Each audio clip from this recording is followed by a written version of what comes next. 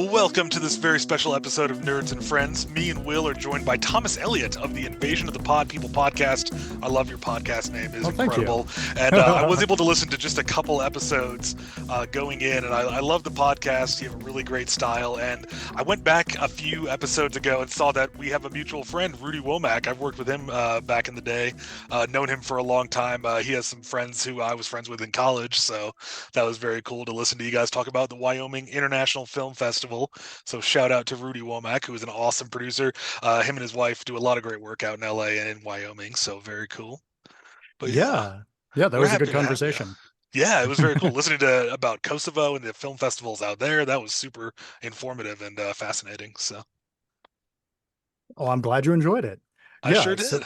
So for anyone not already familiar with it, Invasion of the Pod People is an interview podcast, not unlike what we're doing at the moment, where I interview typically independent filmmakers, most often independent horror filmmakers, but also other people who are related to the independent filmmaking scene, such as Rudy Womack, who is the director for the Wyoming International Film Festival. That's so cool. And what made you get into podcasting with that specific focus? I mean, not to spoil a question I'm going to ask you later, but I know you yourself are an independent filmmaker. That's kind of how we met at the Pueblo International Film Festival. But what made you want to embark on this podcast journey? Yeah, well, so the order of operations there is a bit different than I think most people guess. I became a filmmaker well after I had started interviewing filmmakers, because so many of the people that I interviewed said, like, you should give this a try. And I was like, okay, sure, I guess I will. And the reason I started the podcast in the first place was as a promotional tool for the games that I make. I made Fear of the Unknown, a zero prep horror mystery role-playing game available now. And when it was soon going to be on Kickstarter, I thought I'll make a podcast where I talk about horror films and tie them into this role-playing game that I made and discuss that. Nice. And then one of the episodes that I made for back during that phase of the podcast, I interviewed Len Kapuscinski, who is an independent action horror film director who's been making micro-budget features for, I want to say 17, 18 years now. Wow. Yeah, quite a while. And turns out that I just love interviewing people. And so I pivoted the podcast. I kept going long after the Kickstarter that it was initially intended to promote, and switched it to be entirely interviews, except once a year I'm doing a special episode where I do the Slimy Awards and give out, awards to films. Last year it was to films that I interviewed the directors of, and this year it will be as part of Slime Fest, which is a film festival that I am putting together in Pueblo, Colorado on July 21st at the Nerd Emporium on 13th Street. Awesome. Yeah, it'll be free to attend. It's free to submit for Colorado filmmakers. And I don't know when this episode is going to air, but in whether it's before or after this year's Slime Fest, I intend to do it again next year. And so you can find it on Film Freeway, same way you'd find any other film festival.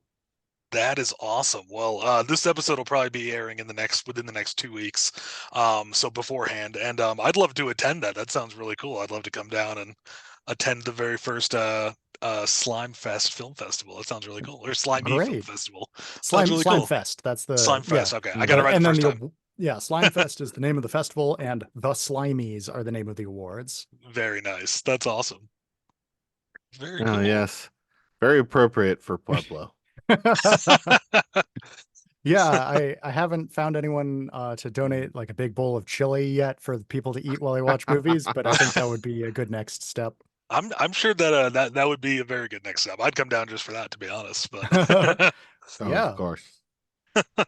And if this is going to be airing in the next 2 weeks, then I will at least briefly talk about the current Kickstarter that I'm running for my newest game. Please do.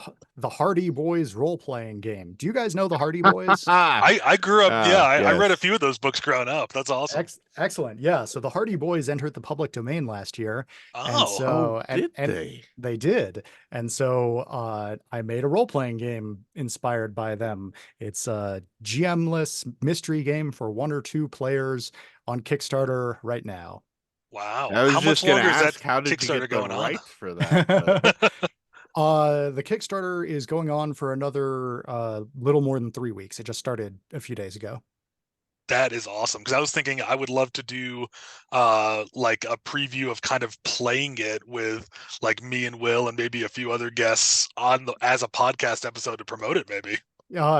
Maybe, yeah. Well, so like I said, it is for 1 or 2 players. Oh, okay. It's a sort of solitaire mechanic sort of thing. I can send you a PDF and we can talk more about that. I'd love to look at it. That sounds really cool. Yeah, and that's really cool too, because so many role-playing games tend to aim for that 4 to 6 player dynamic. So having it be a 1 to 2 player dynamic is really unique. I really like that, especially if you have a small group and you want to play something. That's really cool. Yeah, I've played a number of really awesome solo RPGs. 1,000-Year-Old Vampire and Horse Girl both come to mind as really creepy ones. Nice. Especially Horse Girl. That game is horrifying. That's cool. Yeah. We do like this has come up several times on the podcast before, but that's how I actually met Josh, was through RPGs. And like during COVID, I think a lot of people just like found their way into the role-playing game community. So that was something that I hadn't even thought of, is like how many like single player RPGs there aren't. Like other than like video games, obviously you have like your Skyrims, your Fable, but like normally I think of like an RPG when you're talking tabletop as like something to do with friends. Yeah. It's really interesting thinking about what people get out of different RPGs. Like, is it a communal experience that you do with friends? Is it about inhabiting the mind of a specific character? Is it about telling a story? So, the Hardy Boys is this one plays out as a sort of puzzle that you're trying to solve as efficiently as you can, and role-playing prompts, which is how a lot of solo RPGs kind of work. Is like you do some sort of mechanic which generates a role-playing prompt that you either think about or write down the answer to. Whereas Fear of the Unknown is a much more traditional, like 4 to 6 people sit around a table and roll dice. One of them is the GM kind of RPG. That's really cool. Yeah. That's kind of like appropriate for Hardy Boys, because like in my youth I spent far too many hours alone with a Hardy Boys novel. I guess they would fit in that category. And so like as something that you could just sit down alone, like that is just like the perfect vibe I get for like Hardy Boys content. Well, thank you. Yeah, it's if anything, the thought that I had in mind is I want to make you feel like Franklin W. Dixon, who is the pseudonym, the pen name that the Hardy Boys books were written under, because they were written by a bunch of different authors. Oh, I didn't know that. Yeah. Franklin W. Dixon is the pen name they all shared. Leslie McFarlane was the most prominent and like probably the best and definitely the first of the people to write under that pen name, but there's been a bunch. Wow. The next project that I'm going to be making after the Hardy Boys role-playing game, so coming in July, mixes our interests even more so Fear of the Unknown is a game about horror films, and the Philip Experiment is a game that I am going to be making into a horror film. This is a zine, and also I'm going to be making a movie out of it this summer. That is awesome. That is so cool. Thank you. Would you like to hear the quick spiel for this? Yes, I was going to volunteer to help out any way I can before that, but I should hear the spiel first. You already have me on the hook. Let's go for it. Yeah. Oh, also, I have another fun story about the Hardy Boys that I can tell later on. But first, the Philip Experiment. In 1972, the Toronto Society for Psychical Research had a question.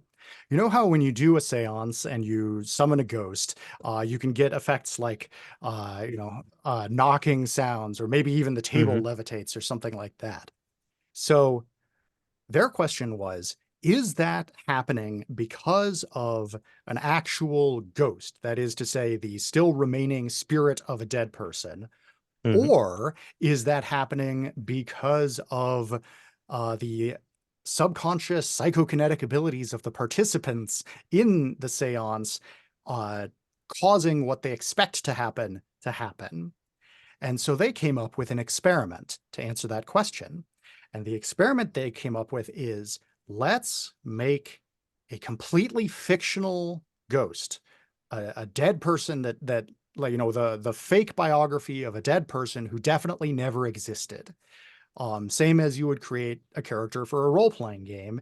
And then let's hold a seance and try to summon that ghost and see what Ah. happens.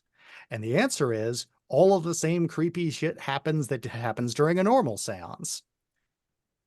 So Mhm. everything that I just told you is either true or reported to be true. I read a book and watched a documentary about this Mhm. subject because I forget how I stumbled upon it, but I Yeah. did, and I found it fascinating because that's a genuinely good experimental Mhm. design, right? Yeah. To Yeah. distinguish between those two hypotheses. Yeah. I'm Um, also familiar with this the Philip experiment, and can go in a little bit more on that from like the spiritual occult side here, if you'd like. But uh, yeah, yeah, it is a absolutely. fascinating story. Yeah. Um, and so really kind of like the parapsychology um thought process is that this is like a manifestation of like a tulpa, or a psychic creation that manifests through a collective will of the participants. And it goes it's been re- the experiment has been repeated a couple of times, and it has its detractors, and for a lot of different reasons based on Yeah. the methodology. And also a lot of the participants were searching for an answer. But it is a amazing little deep dive if anybody wants to look into that. And like, I think we would need to do like a whole episode going into that to like really get into the details there. Yeah. The book that they wrote about it is called Conjuring Up Philip, Adventures in Psychokinesis, and you can check it out of the Internet Archive. Archive.org has a copy that you can check out, and that's how I read it. Wow. Definitely, if you Mhm. want to do a deep dive in it, definitely worth reading. And the episode of the Canadian television show Extra Special People, get it, ESP, that Ah. they were on, is on YouTube. Mhm. Very cool. And to my knowledge, those are the two existing primary sources on what they did. I haven't been able to find anything Mhm. else. I reached out to the organizations that replicated it. It was replicated twice. Once by another group in the Society for Psychical Research, and once by people at I forget which, but some English university. I reached Okay. out. The Society for Psychical Research, the Toronto chapter, Mhm. doesn't exist anymore. Oh. I reached out to the group in England, but they didn't get back to me. So those are the only two sources I've been able to find on this. Wow. Um, so what I did, the book, in addition to being out of print, their book is also quite long and very detailed.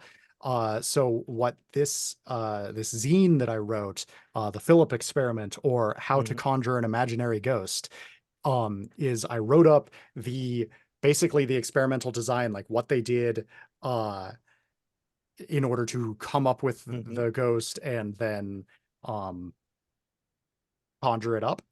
And I sort of translated it into more my house style for how I write like the RPGs, because Fear of the Unknown and the Hardy Boys RPG, you create the setting and characters by like asking questions and writing down the answers rather than by like Oh, rolling for stats. that's Um, cool. Thank you. So yeah, so I wrote up uh that's what this is, and then the movie I'm going to make is uh let's reproduce that experiment. Very cool. Very cool. Yeah. No, that's awesome. And like it has like the Philip experiment is one of those things where it it's an actual thing that actually happened, but it has that vibe of like an internet story that somebody made up for a creepypasta.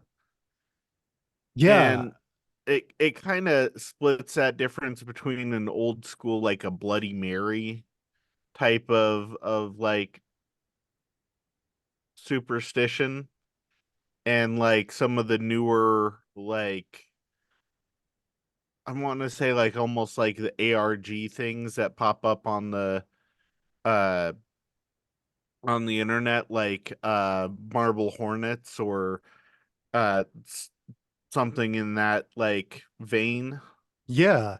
Yeah, I the in the spiel that I gave you a moment Hmm. ago, the part where I finished the description of what the Toronto Society for Psychical Research did, and then beat everything I just told you is either true or purported to be true. I added Hmm. that part to the spiel because like I would tell people all of the stuff, and Hmm. then they would be like, wait, so your movie's going to be set in 1972 and you made up this Toronto. I'm like, no, no, no, that all really happened. Or at Yeah. least they Yeah. said it really happened. Yeah. That's awesome. I I can't got wait to read that and then see the movie you're working on. That's Mhm. really cool. Yeah, thank you. And I can send you promotional PDFs of things. Please Um, do. yeah, yeah. So I'm really looking forward to it. The plan for I'm a big fan of found footage films and Mm, fake documentaries and things that hmm like blur the line of like what's real and what isn't. And yeah. somebody that I interviewed, a filmmaker couple, the episode will be coming out in either July or August. Uh, Adrian Zofe and Duru Yücel made Be My Cat, a film for Anne, which is a very uh creepy hmm found footage film that does a very good job of going like, wait a second, how much of this is actually happening versus how much of this is staged. Yeah. Um and Adrian wrote a filmmakers a found footage manifesto that I found really inspiring, talking about how the goal should be to make the audience unable to tell what's real and what isn't, Yeah. which I Oh, think hmm that's is, cool. yeah, yeah, I'm really excited about that. Yeah, So I think the original like Blair Witch Project just like nailed that so well. And then there have been absolutely. just so many failed attempts to try to like or recreate that like mass hysteria. Yeah, I don't think anything ever did and probably never will. Although No. with the advent of like super fast photorealistic AI CGI, who knows? Maybe people will make a super Hmm. convincing War of the Worlds that looks like a news broadcast and actually Yeah. tricks people. I don't know. I don't But We yeah, also kind of live actually in that like kind a of or, yeah, post-truth news world, yeah. so right. Well, like Will, what was that thing you showed me when we were in Arizona recently about the aliens attacking a mall in Florida or something? yeah, That like kind of the made me think about that, you know? so on back in January there was this thing. I don't remember if this was on like New Year's Eve or when exactly without looking it up, but there was like a mall in Florida where there were just tons of police that got called for an alleged fight that broke out in there, and there were reports from people that were in the mall that there were like aliens or demons or something that were in the mall, and everybody had to was like evacuating, and like there were a couple of videos of people that like posted from outside of the mall in like hotel rooms and stuff, just showing like the like at least dozens, if not 100 or more police cars, just like outside of this mall, blocking everything off. And yet not like a single, I did not find a single video of anybody who pulled out their phone from inside of the mall to record, Hmm. which I find absolutely like beyond belief. Yeah, that's uh I haven't seen that specific thing, but yeah, if there was actually something super crazy going on, people would definitely be recording it. People record everything these days. Yeah. So, Hmm. yeah. And like, even if there wasn't something super crazy going on, if everybody just evacuated the mall, why aren't there just billions of TikTok videos of I got kicked out of a mall in Florida, tee hee hee. I don't know. I don't Yeah, follow Interesting. TikTok it was personally. just like the weirdest thing. And then it didn't get on it got like a couple of reports on the news and then just like silence. And like days later, just nobody was talking about this, nothing was trending, and that was like super suspicious. See, as a skeptic, when you showed me some of that footage, I could start brainstorming ideas of how that footage could be misleading just due to different angles or lighting effects, or if it could have been doctored in post a little bit. But Hmm. I wanted to ask Thomas, as a filmmaker, what do you think about these fairly hyper realistic AI video renderings that are just coming around? How do you think that's going to impact the world and filmmaking in the future? How do I think it's going to impact the world? I think people are going to reduce their trust in I think that the I think that the smart folks are going to reduce their trust in video that they see, and let's say gullible folks are going to get tricked by a lot of things. I already see boomers getting tricked by the most obviously AI generated photos. Hmm. And so matching those up with like I listened to some AI video. It was just like a joke. It wasn't trying to be real, but it sounded exactly like Joe Biden and Barack Obama talking to each other. It Oh, was wow. like they were like recreating a scene from South Park, but with those guys doing the voices, with AI versions of those guys doing the voices. Hmm. That's And it awesome. was, Yeah. and I was just like, yeah, this would have tricked me if they were saying like a real thing. Like if they just changed a few words in the State of the Union or something and played the, like, it would have fooled me. Yeah. Yeah. So, It's scary. uh, I'm going to, like, my personal reaction is if I see something outrageous, I start looking for multiple independent sources Hmm. confirming that it's a real thing. Yeah. Um, and that's my advice for that going forward. Yeah. From a filmmaking perspective, that's something that people have started bringing up in interviews recently. They just started about 2 months ago, and ever since then, all of the long form interviews that I've done, they've brought it up at some point. And there basically seem to be two perspectives, and then my perspective, which is different from both of them. Uh, the most common perspective is uh, AI art is soulless schlop that nobody should value. It's going to get used a whole lot by Hollywood, but us true artists, because the people that I interview are independent filmmakers, so they're not Yeah. involved Hmm. in the mainstream Hollywood filmmaking industry.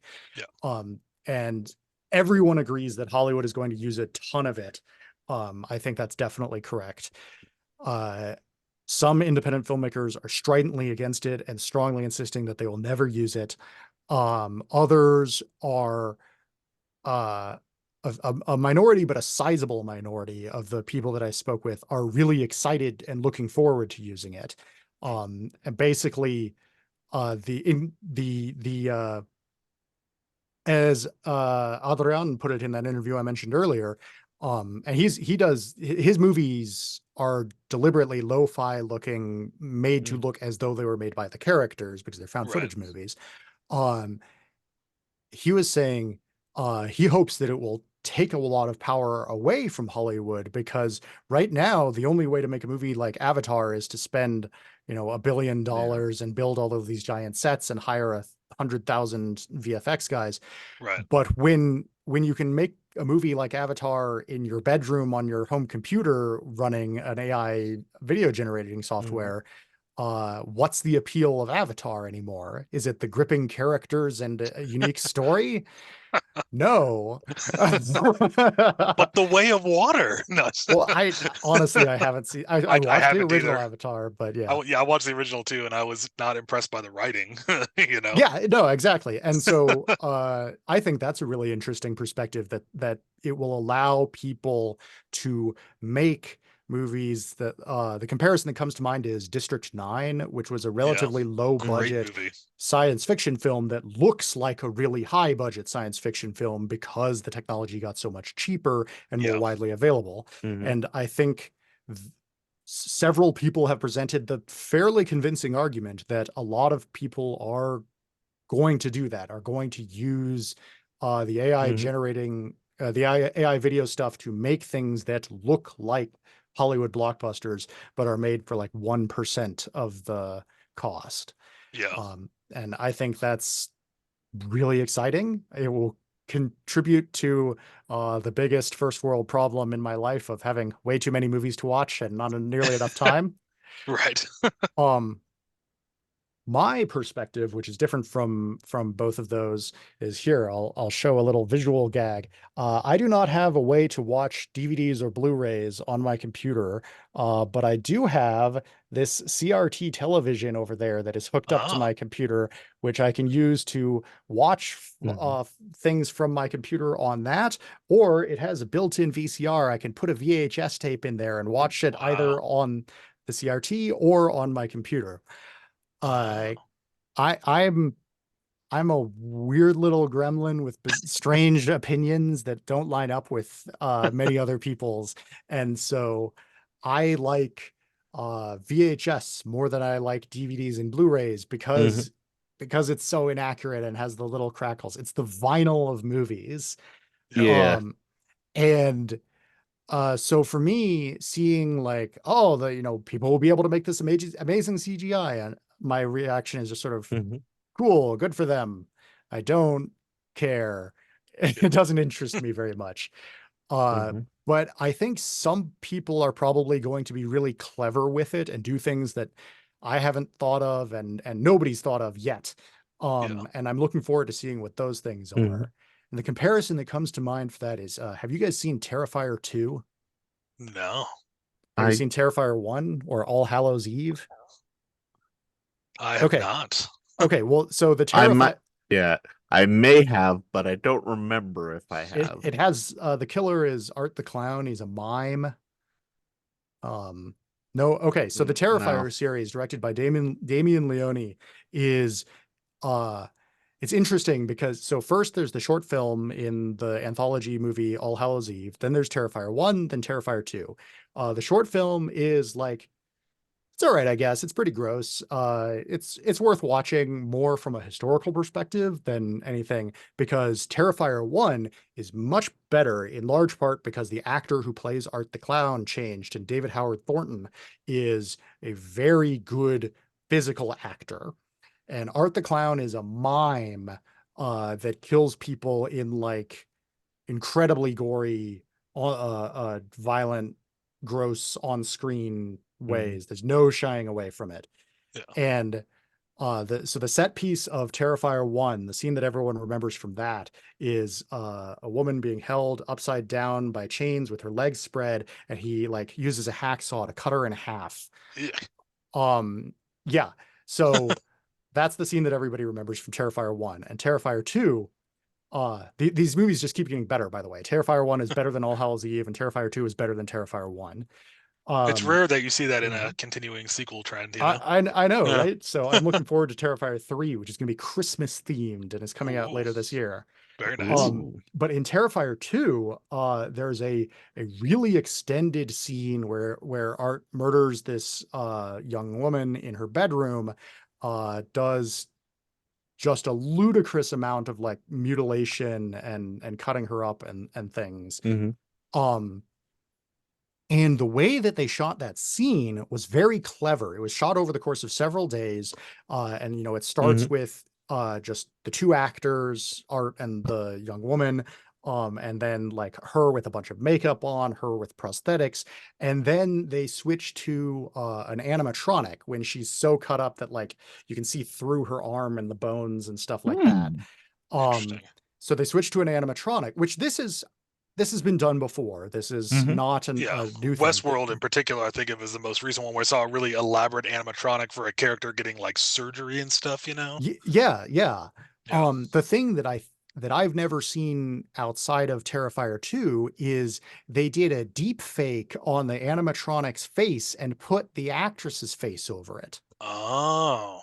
So So kind of the modern version of that scene in Alien where you have I think it's Ian Holm is the actor playing the android. Oh yeah, and it's his head like through the table, but it looks his prosthetics matching it. So it's like that, but the reverse almost, where they had her performing and deep fake that with AI onto the animatronics, much less realistic face. That's fascinating. Yeah, and it lets you do stuff that you couldn't do in the days of Alien, because like she has like a huge chunk of flesh missing from her cheek and like is missing an eye by this point.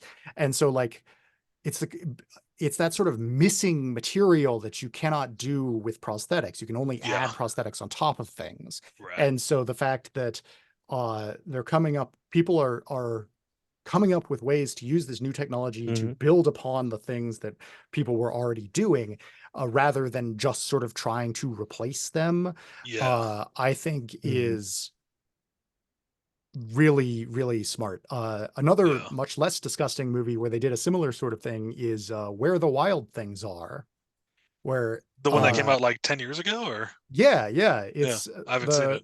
Based on the children's book. So in that, the monsters, the wild things, are portrayed by actors in giant costumes, except for their faces, which are CGI. Oh, okay. So, that's cool. Yeah. Okay.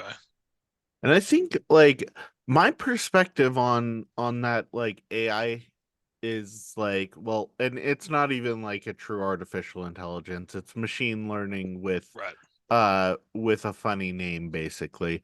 But using these machine learning algorithms, like I think the indie movie scene is somewhere that I'm expecting that to not just with like indie movies, but also like just small like online productions as well.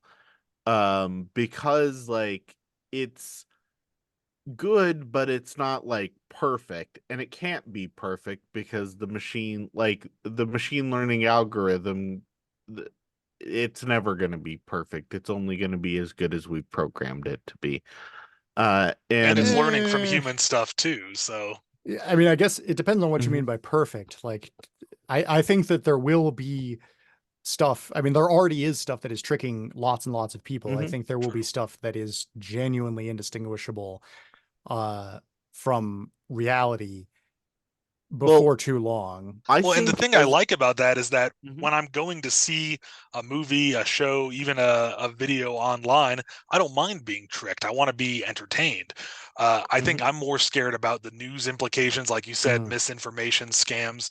But from a filmmaking perspective, if it can sell something on screen and make it better for the viewer, I have no issue with that, Yeah. And I think a lot of like what we're seeing right now is being as tricking people.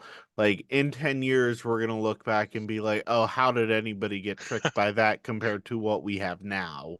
But like I think it's gonna continue getting better, but I think a lot of like the AI stuff ends up being like, it ends up falling into kind of an uncanny valley if you're using it at like full resolution or trying to like use it on these large scale movies that from like a Hollywood standpoint. But I think with the small budget where you're using a lot of things at a smaller scale to do things like replace a face, or especially with like found footage, where everything is going, you want it to have a little bit lower quality isn't quite the right word, but lower fidelity, Hmm. that so that it does look like it's amateur, or that it's like somebody taking a video rather than like a Producing a video, professional. yeah. Yeah. And I think like when you downscale it like that, it becomes much harder, or rather it becomes easier for the artist, to avoid that uncanny valley situation where you have your brain triggering of there's something off about that feature. And I think it's going to be a tool like anything else, and it's like the people who are able to like really use that tool creatively are the ones who are going to benefit the most from it. Yeah. Well, Thomas, I had a question. I wanted to ask about your short film. Are you going to pay for that? Oh Because yeah. I know that we were at the Pueblo Film Festivals where we met, and you were there showcasing that. Can you tell us a little bit about that short film, how you came up with the idea, and how you filmed it in Pueblo, Colorado? Sure. Yeah. So, one of the things that I'm going to be doing with the Philip experiment is a lot of sort of improvisational dialogue and stuff. That's because I Nice. hate writing dialogue. That's my least favorite part of the process. And so my favorite part is editing. Oh, Um, very cool. and so you're going to pay for that. The initial idea behind that was like, can I make a short film where there's just one line of dialogue and everybody says the same line of dialogue over and over? And so I was like, okay, I need to come up with a sentence that could like mean different things in different contexts. And then I came up with, Oh, are you going to Mhm. pay for that? Which is deliberately, it could be a question like, are you going to pay for, in the case of the movie, like 2 beers? Or it can be like, you're going to pay for that, yeah. threatening someone. Um, but then you'll notice there's actually other dialogue in the movie if you actually watch the short film, and that was improvised in the moment by the actors, so I didn't have to write it. That's awesome. That's um, awesome. yeah, so one of my a guy that I interviewed for my podcast, Chris Doobie, that I interviewed about the Mhm. modern noir film Paper City Burnout. He actually moved to Pueblo after I interviewed him, and Mhm. we met up and we started hanging out. He is in You're Gonna Pay for That. He's the guy who gets stabbed in the neck with the broken pool cue. He uh is super enthusiastic about making movies, really puts a lot of energy Mhm. into any project. And like whenever somebody else is like, hey, maybe I should do a thing, he's like, yeah, you should do that thing. Here, let me help. Oh, that's Um, awesome. I love people like that. yeah, yeah. And so I talked about how wanting to do this, and he was like, great, I'll find a bar we can use. And he Wow, found the bar. that's Um, awesome. and so actually, yeah, the owner of the bar was like, sure, you can do it. Just, clean up any mess you make. And then the daughter of the owner of the bar is both the bartender in real life and plays the bartender in the movie. Nice. Kira Grady, she is a film student right now. Mhm. So Oh, she's awesome. wanting to get into documentary films. Oh. She actually just made a documentary about Pueblo called uh, Pueblo, Colorado, home of the heroes and of the homeless, which is about the homelessness Oh, issue here, Mhm. because the motto of the town is home of the heroes, because we have a yeah. lot of people who want to Medal of military Honor, right? medals. Yeah, yeah, Yeah. Mhm. yeah. I think Um, Pueblo holds the record for the most Medal of Honor recipients listing Pueblo as their hometown, which yeah. it's like between 4 and 6. I S- remember s- I learned that when I was in the army, Hmm. and they were saying like, yeah, Pueblo holds the record for the most Medal of Honor recipients. Yeah, yeah. I couldn't remember if it was like the total maximum or the total like maximum per capita, I because it's think a it's hundred just the thousand people. most. I The think it's most? just Okay. Well, the most great. people listing it as their hometown. So Okay. yeah, Uh, yeah. So, that's fact how we check thought. us, internet. Let us know in the comments. I really should know that, but that that's how we got the bar, and then for filming in it, it was pretty straightforward. The only sort of restrictions breed creativity part is you'll notice whenever the blood shows up on screen and it turns to black and white, and the reason that that happened is because uh, chocolate syrup is much Mhm. easier to clean up than uh, a more traditional fake blood recipe, which would That makes be sense. corn syrup based. Yeah. And so chocolate syrup was used in a lot of films as fake blood, most famously Psycho, before Yeah. the transition to color. And so I was like, oh, hey, I don't want to make the whole short be in black and white. I want to go for that grungy 70s grindhouse look as my main vibe. But what if we like do a musical sting and turn it to black and white when there's blood, just so that That's we can awesome. use the chocolate syrup? So we did that. That is really That's cool. awesome. Thanks. Where can our viewers check out your short, or do they have Oh, to go to a short film currently, or is it on YouTube? They can go to YouTube. Very You can nice. search if you look for You Gonna Pay for That short film or anything like that, you will probably not find it. But if you look for You Gonna Pay for That Pueblo, you will find it. Nice. That's awesome. That's Yeah, I awesome. imagine there's not a whole lot of films with Pueblo as one of the tags to find. Yeah, I think that's going to change though. After meeting you and going to the Pueblo Film Festival, I think a lot of stuff is going to be moving there, and I think that's really cool for the city to start working on kind of moving away from its old Steel City kind of moniker to get to being something new, because Colorado could have a better film community if it wasn't for the state taxes and everything. So if Pueblo's going to kind of rally and try to change that, I think that's really exciting. Yeah, I think that the indie filmmaking scene in Pueblo and also elsewhere in Colorado is really, really good. And especially, well, I know more about Pueblo, obviously, than I do about, Grand Junction or Colorado Springs or what have you. Yeah. But I do know people are making movies there. In fact, one of the movies that we'll be playing at Slime Fest was shot in Grand Junction, and it's great. It's a feature-length horror film. It's called Glowsies, and it's super fun. And that one That's is awesome. not available online yet. So you got to come to I'm going to have to come to Slime Fest and see it, because I'm trying to envision a feature-length film in Grand Junction. That sounds really cool. Yeah. It's great. I won't go too much into detail about it, but yeah, set in an old military base sort of thing. Oh, that's cool. It's really neat. One of my earliest role-playing game experiences is shout out to my friend Keegan Sullivan, who's a game master. He was doing a Call of Cthulhu. He was getting ready to start DMing that professionally at Comic-Cons, and so he did a test run of kind of his adaptation of what's Color Out of Space, which is a Lovecraft story, but he set it in like Rifle, Colorado, right outside Grand Junction.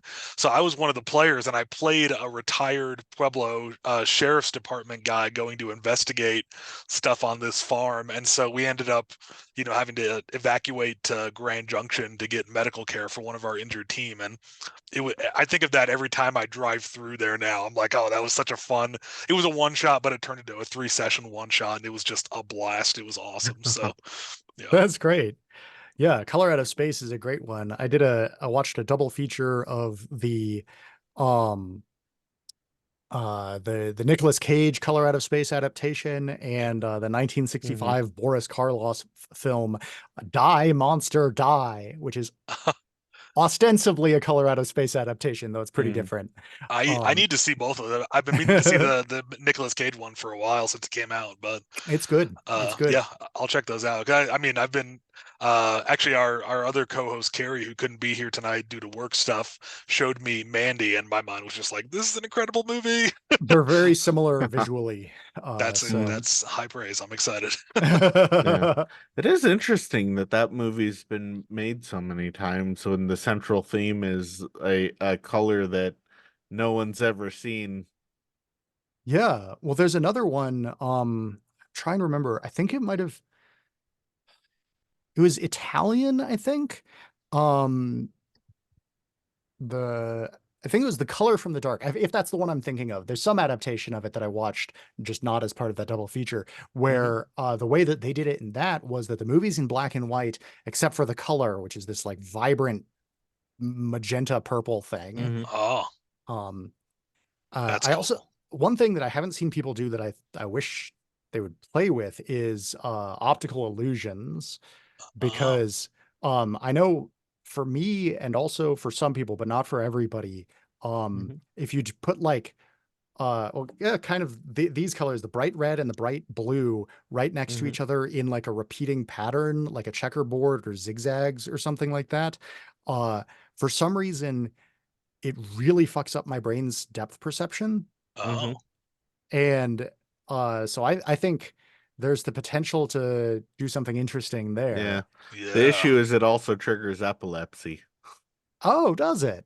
Yeah. Really? That was the problem. Even if they're not moving or anything, I just bright colors next to each other? I think so, if I remember right. And that was part Ah. of like Cyber Warrior Porygon, the Pokemon episode, Well, that one where you was have that one rapidly was flashing flashing. back and forth.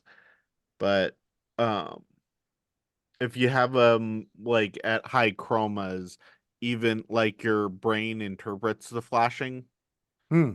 because you can't it it's difficult to process high chromas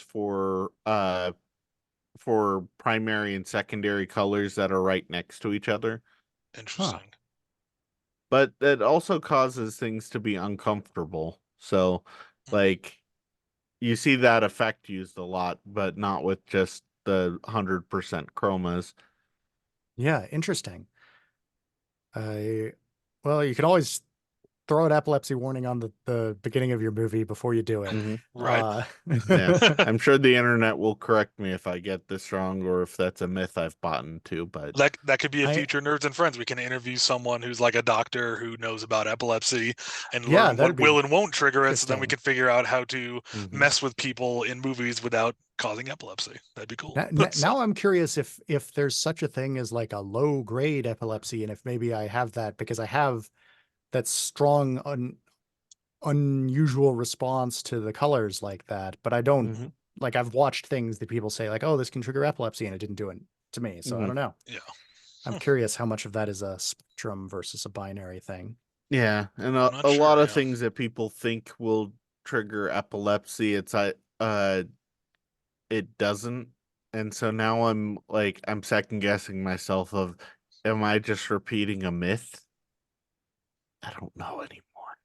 Well, since none of us are doctors, uh, that's a Yeah. good future episode. Yeah. We'll interview a Yeah. doctor Post and learn concretely. yeah. So, Yeah. Post-truth society. Yeah.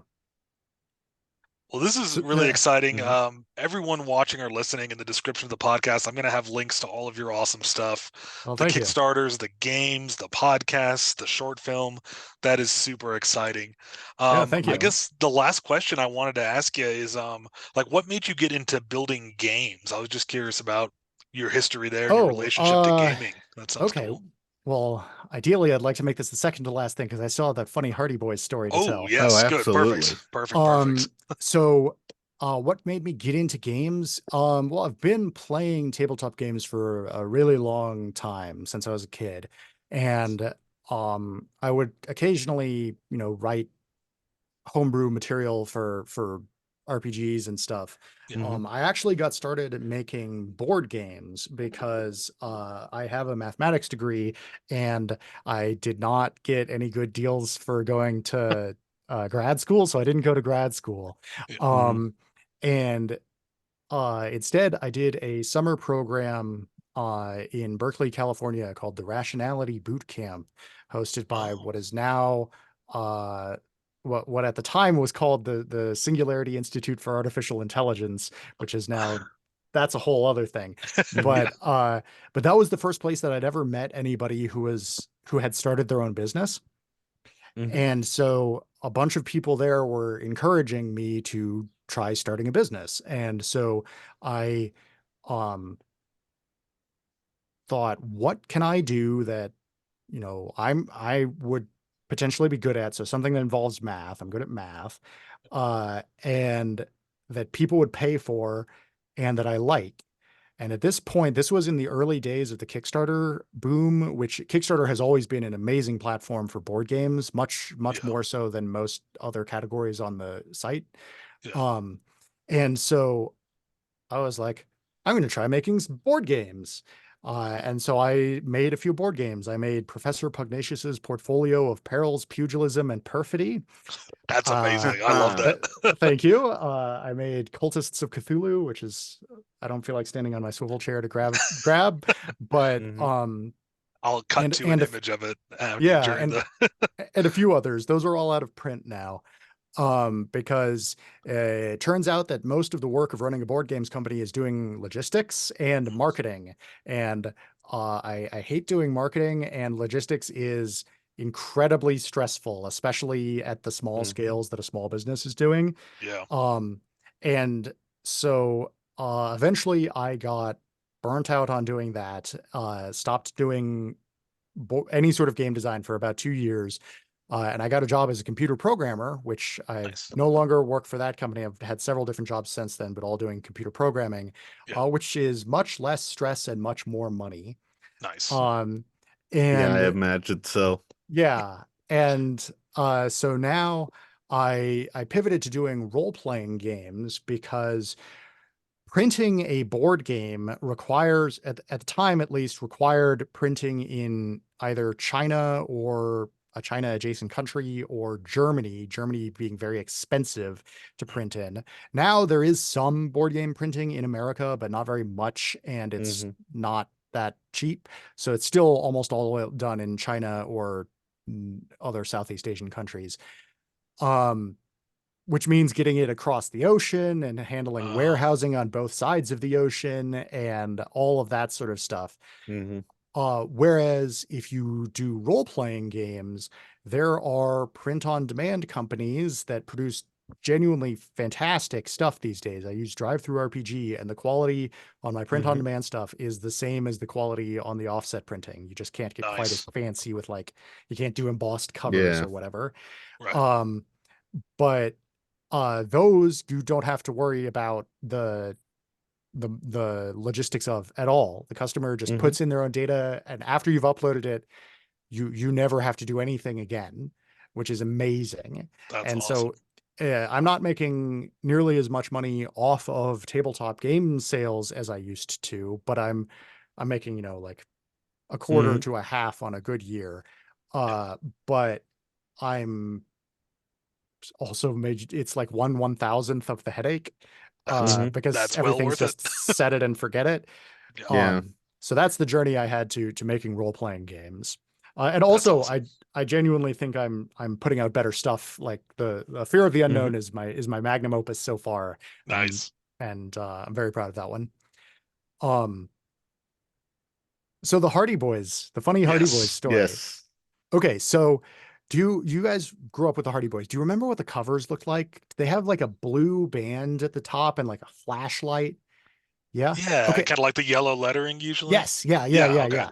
Okay. So you guys grew up with the 1950s version of the Hardy Boys, which I got them from my dad, who, that makes sense. That tracks. So the Hardy Boys was originally written in 1927, and then that is the version that is in the public domain.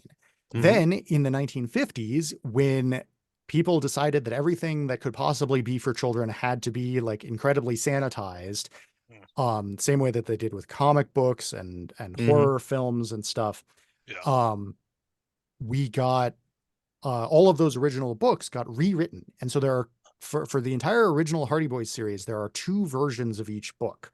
There's the version that came out in the 20s and 30s, and then there's the version that came out in the 50s. And so the versions that came out in the 50s, which are the ones that people these days, if they have ever heard of the Hardy Boys, this is the version that they've heard of, is very G-rated, family-friendly. And the version from the 20s is hardcore. Really? Yes. And so that's awesome. The scene in the first book, The Tower Treasure, that I like to use to compare the differences between these two, is their father, Fenton Hardy, is interrogating a suspect, and the incompetent police chief wants to go participate in the interrogation, but they're worried that if he does that, he's going to fuck up the interrogation. So they want to delay him getting there so that their dad can finish before he shows up. Okay. So in the 50s version, what they do is they get all of their friends together and have them each go up and talk to the cop one at a time and thereby each of them delaying him for a minute or so. Therefore, yeah, you get the idea. In the 20s version, what they do is they get several lengths of pipe and a clock, and they make a fake pipe bomb, and they put it in the grocer's stall and call in an anonymous bomb threat to the police. That's awesome. uh, That's epic. oh, that's beautiful. So Yeah. we missed out on some really fun shenanigans in the 50s Yeah. version. Yeah, but I was thanks- already upset about the the Comics Code Authority, and Yeah. now I have a whole new group to be angry about. Yeah, that happened in comic books, and it happened in Mhm. novels. Though I don't actually know of a specific organization, but it also happened in movies too with The the MPAA. MPAA. Yeah. Yeah, and that's Yeah. why as much as I love them, that is why we got so many like giant monster, a team of scientists defeats it movies Mhm. in the 50s, is because like, hey, nobody can object to this. There's not even like Yeah. blood or anything. It's not actually scary. It's just awesome. Yeah. Whereas before we had movies like Cat People and Yeah, a Bride lot of of like Frankenstein. the early like digest books that had just the absolutely out there premises. Yeah. The And Flash Gordons and I'm totally spacing out on any other genre books from the era, but it's not important. oh, I just picked up a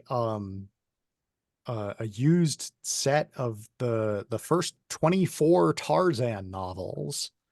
Oh, wow. As Edgar Rice Burroughs, right? Yeah, exactly. Mhm. That's cool. Growing up, I had Those- a hamster that was named Edgar Rice because he burrowed. Ah, That's lovely. clever. Yeah. Well, No, but Thomas, this has been an awesome interview. Or Will, did you have one more question? yeah, I was gonna say one more time before we go. Yeah. As far as like Slime Fest, when is that happening? Slime Fest is happening on July 21st, 2024, and it will be at the Nerd Emporium, which is at 520 West 13th Street, Pueblo, Colorado, starting at 1 p.m. I'm going to be Awesome. there. I'm very excited. Awesome. Yeah. And you guys can find my extremely minimalist website that links to all of my other stuff at thomaseliot.com. That's ThomasEliot, one L and one T in Elliot. I get paid to do web design that is all modern and slick and stuff, which I hate. And so when I make a website for myself, it's going to look like it was made in 1995. That's Well, awesome. that's what being a graphic designer is about, is offering your expertise and then having people ignore it. Oh yeah, I don't well, I guess I do graphic design for my own stuff, but I don't do graphic design professionally. Just the people will give me designs and then I'll be like, yep, I can turn that into code. Nice. That's awesome.